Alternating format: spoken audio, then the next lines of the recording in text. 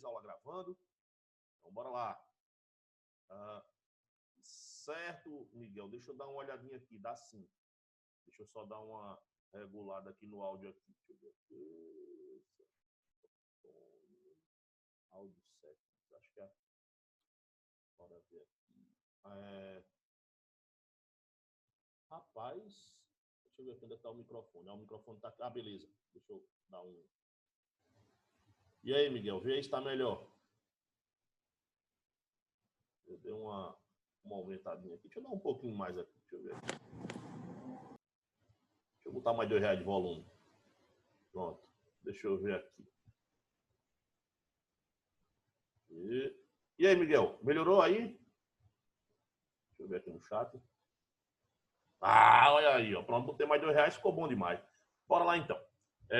Então, jovenzinhos, na aula de hoje, tá, a gente continua falando aí sobre tabelas e gráficos, mas hoje a gente vai para a parte um pouco mais técnica. Isso não quer dizer que, estando na parte técnica, não cabe discussão. Cabe sim, bastante discussão. Tá? Mas a gente vai ver, primeiro, né, que a fase primordial aí na estatística passa justamente por todos esses conceitos que a gente está estudando aqui, estatística, que vai ser o nosso próximo capítulo. Então, bora lá. Uma tabela pode ser definida como uma organização sistemática de dados, dispostos em colunas e linhas, possibilitando a comparação e a exposição desses dados de modo mais fácil, tornando a leitura mais rápida e dinâmica. Suponha que você fez um levantamento dos preços de alguns alimentos da cantina de sua escola e registrou essas informações. O próximo passo é organizar esses dados em tabelas.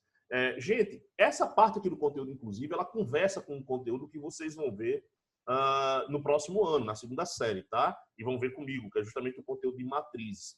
As matrizes, elas são tabelas retangulares dispostas em linhas e colunas, tá? Então, um bom exemplo de matrizes, por exemplo, são cardápios, e diversos tipos de tabela de preço, e diversos tipos de tabela que não necessariamente sejam de preço também são, como é que eu posso dizer assim, são matrizes, tá? São exemplos de matrizes. Quando você pega, por exemplo, aquela tabela de uma classificação no Campeonato Brasileiro, em que você tenha pontos ganhos, vitórias, derrotas, empates, saldo de gols, né? Gols a favor, gols contra. Então, quando você monta uma tabela daquela com todos aqueles valores, então você também tem uma matriz. Então, você tem uma série de situações que são tabelas, tá? E são tabelas. Beleza, então. Então, olha isso aí. Ó. Tabela de preço da cantina foi organizada aí em uma tabela, né? Porque é o seguinte, velho, quando você vê uma tabela como essa, fica mais fácil de você escolher alguma coisa de acordo com os preços, de acordo com a grana que você tem, né? É mais fácil do que, por exemplo, você chegar lá na cantina, por exemplo, da escola, aí o Paulinho ou o Claudinho diz, ó, tem isso, tem isso, tem isso, tem isso. O preço disso é tanto, o preço disso é tanto, o preço disso é tanto, o preço disso é tanto, o preço disso é tanto. E aí, vai querer o quê? Aí o cara vai dizer, eita, mas peraí, mas... Aí quando chegar no último item da lista do que tem, você já não sabe nem mais qual é o primeiro. Aí para você, de repente, dizer, caramba, eu vou comprar o quê aqui? Aí você fica meio perdido, né? Então a tabela, ela é um registro que dá para a gente fazer uma comparação, né? Quando você está trabalhando aí com alguns valores, com alguns dados, né? De forma um pouco mais reduzida. Então ajuda a gente a compreender melhor, tá? Logo, é possível comparar o preço dos alimentos da cantina e decidir com mais facilidade o que será consumido, né, de acordo com a grana que você tem. A tabela anterior é definida como simples, pois apresenta a relação entre duas informações, produto e preço. É formada por duas colunas e é lida obrigatoriamente na horizontal. Outro tipo de tabela muito utilizada é a de dupla entrada, que apresenta dois ou mais tipos de dados em relação a um item. É lida obrigatoriamente na vertical e na horizontal, simultaneamente, relacionando as linhas e as colunas. Aí nós temos aí outros, pronto. Essa tabela aqui, tabela de altura e massas, que é justamente o exemplo que nós temos aí, né? Observa a tabela de dupla entrada, que representa a altura e o peso de 7 alunos. Então, essa é uma tabela, né, de dupla entrada. E aí você tem um exemplo, onde você tem mais, é isso, do que duas colunas, certo? O que acontece? A tabela que eu citei, por exemplo, aí, sei lá, de todas as informações no Campeonato Brasileiro, né? Também seria uma tabela de dupla entrada. Quando você vai numa pizzaria, para escolher a pizza, o cardápio da pizzaria, que tem lá os sabores, né? Os sabores, aí você tem os tamanhos, né? E aí você tem os tamanhos pequeno, brotinho, pequena, média, grande, e aí você tem uma porrada de valores ali, né? Então ali também é uma tabela de dupla entrada, tá? Então você tem a tabela, né? O nome dos alunos, tal, massa, altura, beleza. A tabela anterior possibilita concluir que 2 alunos possuem a mesma massa, Ana e Cecília. 2 alunos possuem a mesma altura, Bernardo e Rafaela. 3. Conhecendo a fórmula correta, pode-se calcular o índice de massa corporal, IMC, de cada aluno, né? De fato, para saber quem está acima do peso, abaixo do peso, e por aí vai. Certo? Nós temos aí logo abaixo um exemplo prático também, certo? De problema que envolve aí uma contagem de tabela, certo? E nessa tabela, que é importante a gente dar uma olhada nela, nós temos um outro tipo de entrada nessa tabela. A tabela a seguir apresenta resultados de testes realizados em pacientes com suspeita de malária no município de Belém do Pará, no período compreendido entre 2004 e 2005. Eu chamo a atenção nessa tabela para o quê? Olha isso. Você tem diagnóstico positivo, negativo, né?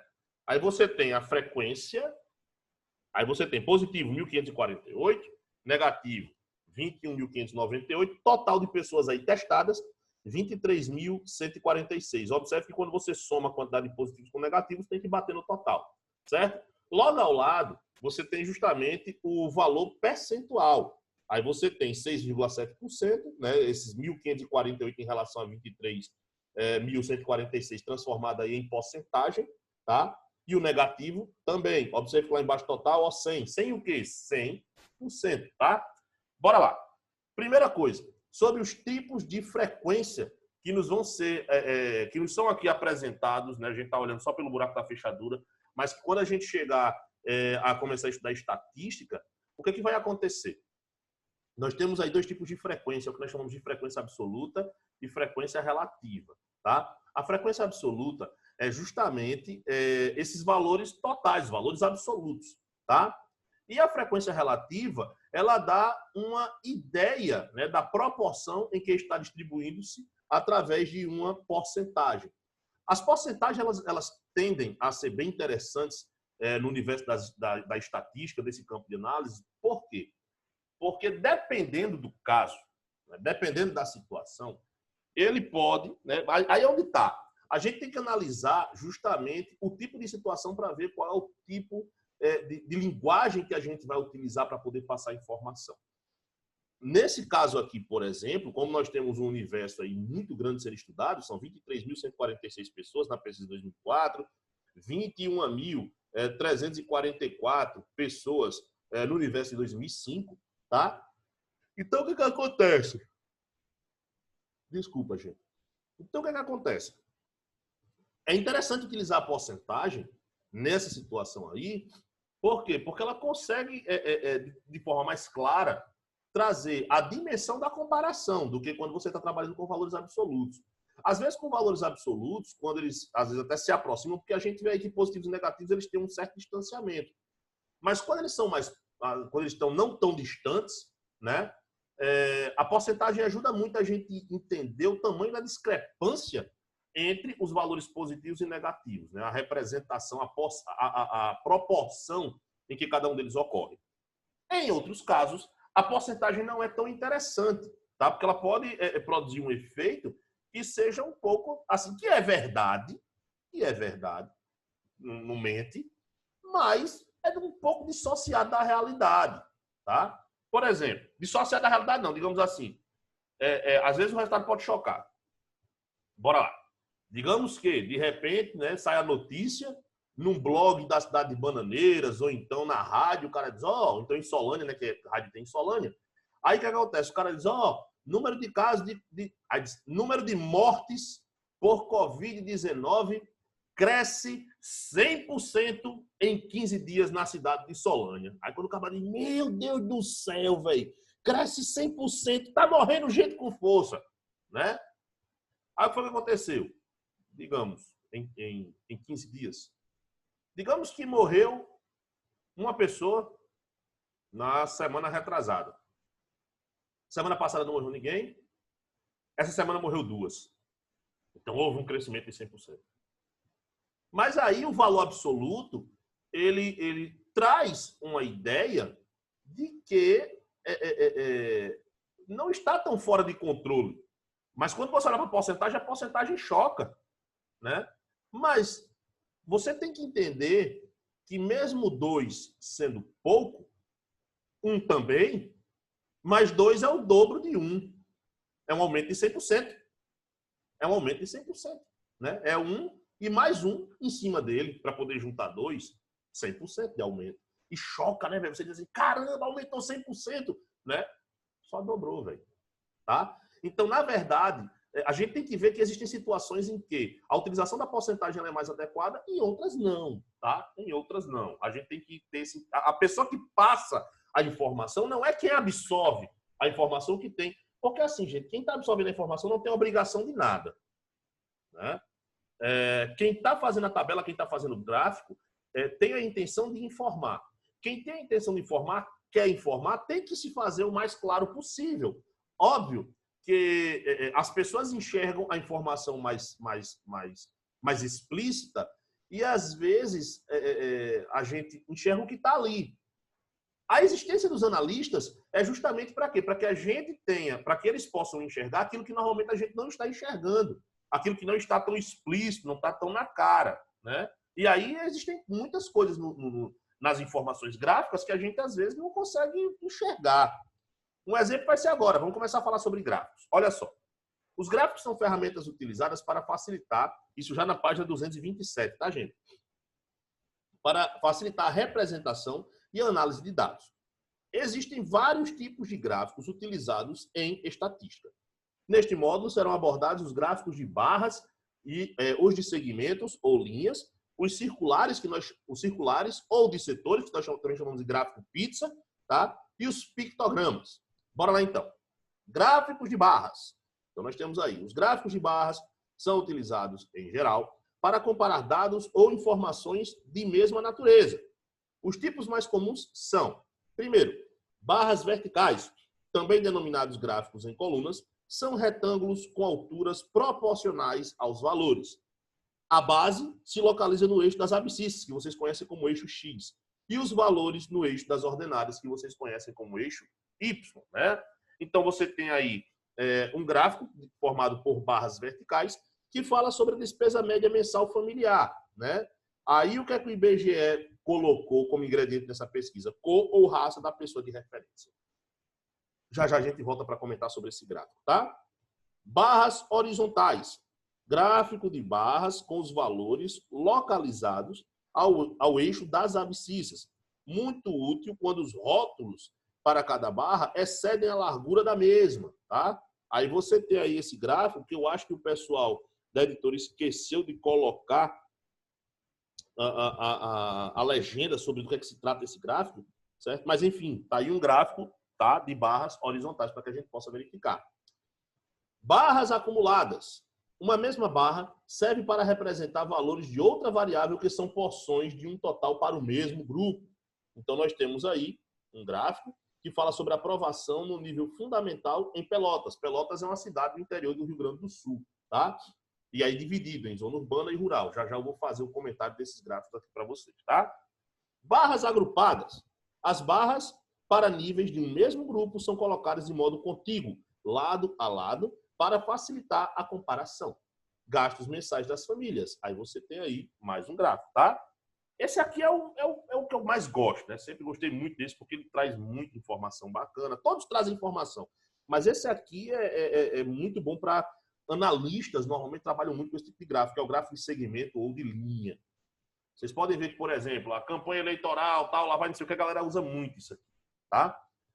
Evolução do dólar, expansão ou não do índice de pontos aí na Bolsa de Valores do mercado, Bolsa de Valores, tá?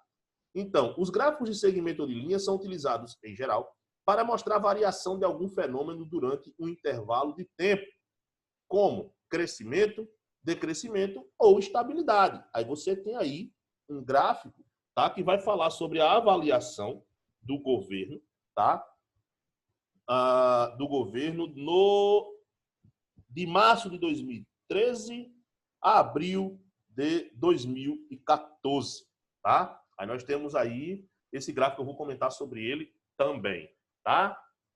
Eu não vou passar agora para a página 228, porque eu vou comentar primeiro esses gráficos aqui. Bora lá, então. Fazendo aí alguns comentários, né? Vamos para algum... Agora é a parte boa, a parte que a gente se diverte aí desse conteúdo. Bora lá.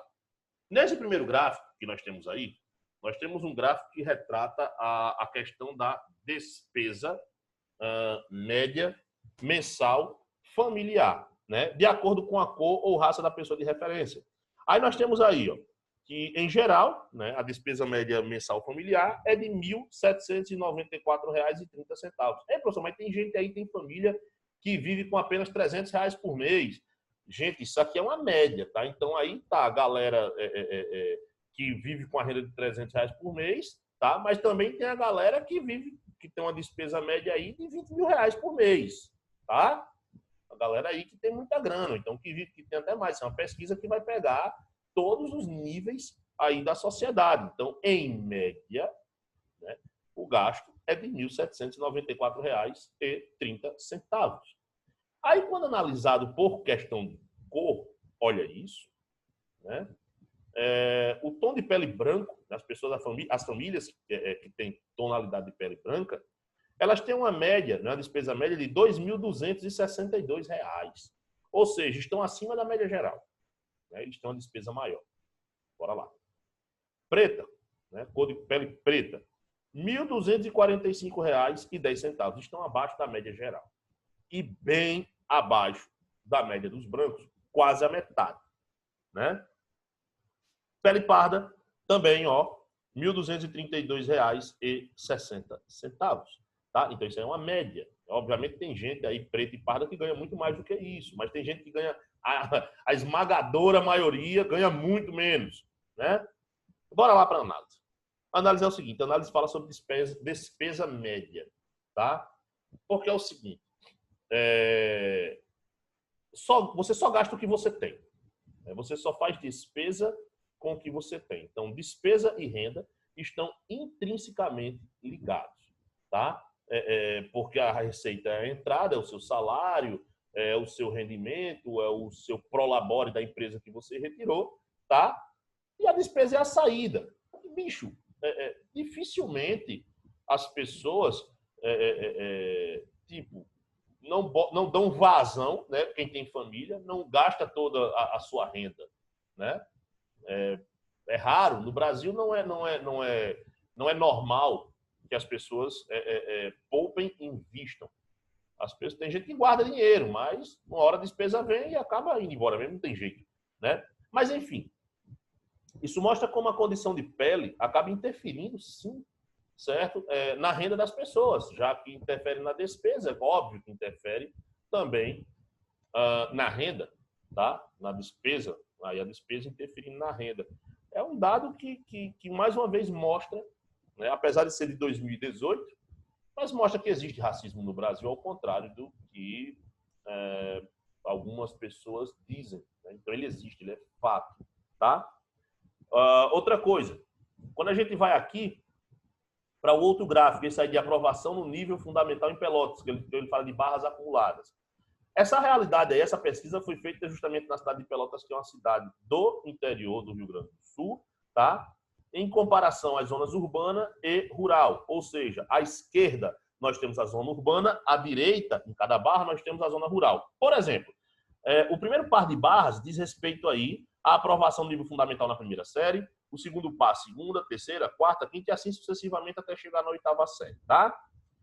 Bora lá, então, sobre as coisas distintas que nós temos aí para discutir. Olha isso. Essa comparação a gente pode até ampliar, tá? Saindo de uma mesma cidade, para que a gente possa compreender melhor a nossa realidade, tá? E às vezes até fazendo intercidades, digamos assim, as pessoas que moram em cidade do interior e capitais. A comparação é muito parecida, tá? E eu percebo isso ao longo desses 11 anos que eu trabalho em escolas do interior, né? Eu venho percebendo isso. E comparo justamente com o que acontece aqui nas escolas de João Pessoa, onde eu também trabalho.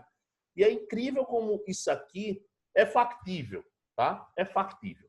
Também nessa comparação, também. O que é que acontece? Vamos lá. Na primeira série, nós verificamos que o nível de aprovação, né, é bem maior na zona rural do que na zona urbana. Observe isso aí, né? Obviamente, a taxa de reprovação, né, acaba sendo aí maior na zona urbana do que na zona rural. Ali de Verdinho, nós temos o trancamento de matrículas, tá? É o que a gente chama de evasão escolar, as pessoas que saem da escola. E, tipo, tá mais ou menos ali no mesmo patamar, para um e para outro, né? A gente vai para a segunda série, tem uma evasão menor, mas a turma da zona rural continua com aprovação maior do que o pessoal da zona urbana, né? Isso, na verdade, essa realidade se estende por todas as outras séries, tá? O pessoal da zona rural tendo um nível de aprovação maior do que o pessoal da zona urbana. Eu vou explicar por quê. Agora, vou explicar logo direto por quê, né? Bora lá. A comparação é a seguinte, gente. E aí eu vou fazer uma comparação, por exemplo, de vocês que moram aqui em Bananeiras com o pessoal que mora aqui em João Pessoa, tá? Durante todos esse pessoal que dou aula também em Guarabira e em outras cidades, né, em Mamanguape. E aí, assim, uma coisa que eu percebo é que o pessoal que mora no interior, né, parece assim, que dá um gás, dá bexiga e bota para gerar nos estudos, porque o pai diz, ó, meu filho vai terminar a terceira série do ensino médio, vai querer cursar uma universidade e muito provavelmente vai ser em João Pessoa, em Campina Grande, né? Digamos que seja em João Pessoa, né, que a maior parte acaba vindo para João Pessoa. E aí, quando vem para João Pessoa, e até assim, até vocês preferem vir para João Pessoa, por quê? Porque para Campina Grande, a Prefeitura de Bananeiras disponibiliza ônibus, e aí vocês têm que ir voltar todo dia para casa, né? Então não muda muita coisa na vida de vocês. Mas quando vem para João Pessoa, não tem ônibus todo dia. Então, o que é que acontece? Quando nossos alunos passam para uma boa universidade aqui em João Pessoa, normalmente os pais acabam alugando um apartamento, então comprando um apartamento, ou quando já tem um apartamento, né, normalmente já tem, e aí manda os filhos para cá. Aí, meu amigo, vem a parte doce da vida que vocês dizem, né? Livre, né? Livre estou, que nem aquela mulher da Frozen, né? Então, o que é que acontece? Vem tudo correndo para João Pessoa. E aí, aquela vontade de sair da cidade do interior, da cidade pequena, né? E que vê como porta de oportunidade um vestibular, né? Um bom curso numa boa universidade federal. Porque aí não tem pai que aguente, velho. Não tem pai que aguente. Aí, o que é que acontece? A galera, ó, tome pau a estudar, velho. Tome pau a estudar, porque é tudo doido para sair. Tudo doido para vir embora para João Pessoa. Já pensou, velho? O cara passar num curso de engenharia civil, passar no curso de medicina, engenharia mecânica, um curso top, né? Aqui na Universidade Federal em João Pessoa, qual é o pai de vocês que vai segurar? Velho, eu acho muito difícil. Acho muito difícil, né? Um de vocês, de repente, passar para medicina na Universidade Federal da Paraíba, meu amigo, é capaz do pai vender até o rim para poder bancar a moradia de vocês aqui, né? Então, assim, porque é uma grande conquista. É uma grande conquista. E aí, às vezes, a galera do interior dá o gás mesmo, né? Para poder conseguir. A princípio, dá o gás para conseguir. E é engraçado que eu tenho alunos que nem pensavam tanto na questão do curso, né? Na questão do sucesso profissional. A princípio, alguns deles disseram, meu irmão, eu estou estudando pra caramba, porque eu quero sair daqui, eu quero sair dessa cidade, eu quero ir para a capital. Aí dá um gás, passa. Tô livre, meu amigo. Agora pronto, vou para João Pessoa. Chegar em João Pessoa tem shopping, tem praia, tem show, tem barzinho, tem muita curtição. Lá vai aquela coisa toda. Bicho, essa alegria todinha é incrível. Que essa galera vem com esse intuito, com essa alegria, mas não dura 2 meses. Quando eu encontro, um pouco tempo depois, a galera aqui em João Pessoa, né, meus ex-alunos, aí você vê, bicho, e aí, como é que tá a vida? Eu disse, meu irmão, tô estudando pra caramba, lá vai não sei o quê. Às vezes passo 15 dias sem ir para casa, porque passo o final de semana estudando. Aí, nada de barzinho, nada de festa, nada de show e nada disso, né? Porque a universidade, ela nos coloca contra a parede e quando você começa a respirar o ambiente universitário, o ambiente científico, o ambiente de conhecimento, quando você começa a enxergar as janelas e as oportunidades que vão se abrindo conforme você está lá dentro do curso, meu irmão, aí você cai para dentro. Véio. Aí você cai para dentro de cabeça, estuda pra caramba, e aí você já nem pensa mais em festa, em farra, em nada disso. E eu até me surpreendo, porque assim, eu vi ex-alunos assim que olharam e diziam, pelo amor de Deus, esse bicho aí não tem condição nunca na vida, não. Aí passou para engenharia civil e engenharia mecânica em João Pessoa. Né? O cara na aula de matemática era um sofrimento. Na aula de matemática, pelo amor de Deus, meu Deus do céu. Entrou na universidade.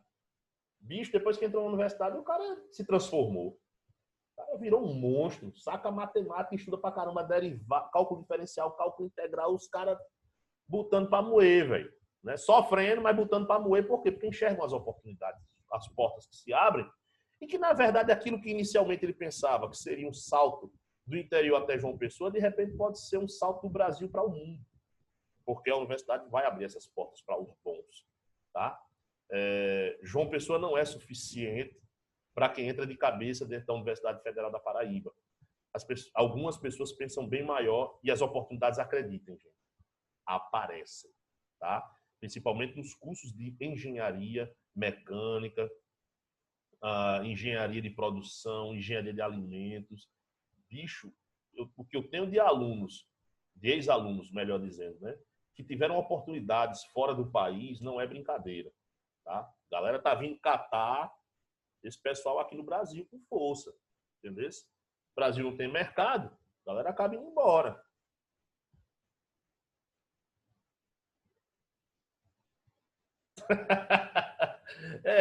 Pois é. Assim, sabe, Miguel, a saudade vai ter. A saudade é óbvio que você vai ter. Aí sim vai bater a vontade de voltar para o interior, de ver os pais, a saudade. Mas assim, o que eu estou querendo dizer é que aquele primeiro desejo de se libertar, né, quando você realmente cai de cabeça dentro da universidade, velho, ele desaparece. Ele desaparece e sua vida é focada em outras coisas. Vamos voltar aqui para os gráficos aqui. Aí vem uma parte interessante, porque isso acontece durante toda a extensão do nosso gráfico. Mas tem uma coisa que é muito interessante só observar e que às vezes a gente passa despercebido, porque já que o gráfico fala em aprovação, a gente tende a observar as aprovações e as reprovações, mas não faz uma análise, por exemplo, dessas faixas verdes aí, que representam o trancamento dos seus estudos. Olha só, na primeira série tem um índice pequeno, né? Na segunda diminui, na terceira está ali do mesmo jeito, né? Na quinta série, observem que a taxa é maior para quem está na zona urbana, né? Mas quando chega na sexta série, observe que empata as faixinhas verdes. Né? Na sétima série, já aumenta para a zona rural. Na oitava série, de leve, mas a zona rural é maior. E se esse gráfico ele contemplasse o ensino médio por aí para frente, daí é que essa disparidade de trancamento da zona rural em relação à zona urbana seria muito maior. Isso por quê? É óbvio. O pai de vocês quer que vocês, quando coloca vocês nas nossas mãos, tá? Quando coloca vocês conosco no máximo, eles querem que vocês deem um passo além, né, do que eles imaginam. Eles querem que vocês possam ir mais longe, e a gente também. Então, o que acontece? Essa é a esperança dos pais. Né? Mas aí, normalmente, sempre tem aquela pessoa que, tipo, nunca gostou de estudar, não gosta de estudar, não quer estudar de jeito nenhum. Ela não se convence que a educação pode trazer um caminho maravilhoso, né? O conhecimento, não vou dizer educação, mas vou dizer assim, o conhecimento, né? A educação o, digamos assim, é o meio, né? Mas a busca pelo conhecimento é algo maravilhoso, né? Mas algumas pessoas se convencem que não, né? E aí o que acontece? É justamente onde conforme você vai avançando, né, para a adolescência, para a juventude, esse trancamento começa a ser maior na zona rural do que na zona urbana. Por quê? Porque aí é quando algumas pessoas, alguns jovens, vão começar a se convencer que preferem trabalhar na roça, né? Ou trabalhar na roça, ou ajudar o pai, ou são convocados a ajudar o pai, porque o pai diz, tu já não está dando mais certo na escola mesmo, faz o seguinte, vem para cá que tu vai ter uma descoberta muito bacana pelo resto da tua vida. E é uma péssima descoberta, gente. Ó, vai por mim. Se algum de vocês aqui mora no sítio, né? Mora em sítio, podem ter certeza. O lápis, tá? podem ter certeza, gente. O lápis pesa menos do que a enxada, viu? Então, trabalhar com lápis é muito melhor do que trabalhar com enxada. Cansa menos. Todos os trabalhos dignificam, mas o lápis pesa menos do que a enxada. Então, o que acontece? As pessoas vão descobrir de uma forma muito difícil que a enxada pesa. Mas aí já não tem mais como... Assim, quando você perde o ritmo de estudo, aí voltar é muito difícil. É muito complicado, né? Mas essa evasão, ela acontece, porque é justamente nessa fase de adolescência, né, que a galera começa a sair da escola para poder ajudar em casa, né? Para poder ajudar em casa, trabalhar em casa, porque, enfim, entendeu?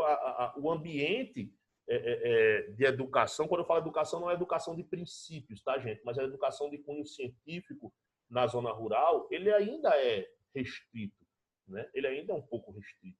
As pessoas tendem a ignorar um pouco mais esse conhecimento científico. Isso é normal, tá? Isso é normal. A informação ela chega mais devagar na zona rural, tá?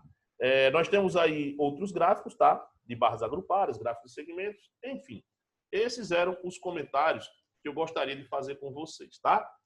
A gente vai fazer o seguinte. Eu vou então encerrar agora, para que vocês tenham um tempinho de intervalo entre uma aula e outra. Quando for na próxima aula, eu fecho os comentários sobre o que nós temos aqui e já vou passar uma atividade aí do coraçãozinho no livro para que vocês possam fazer. Beleza?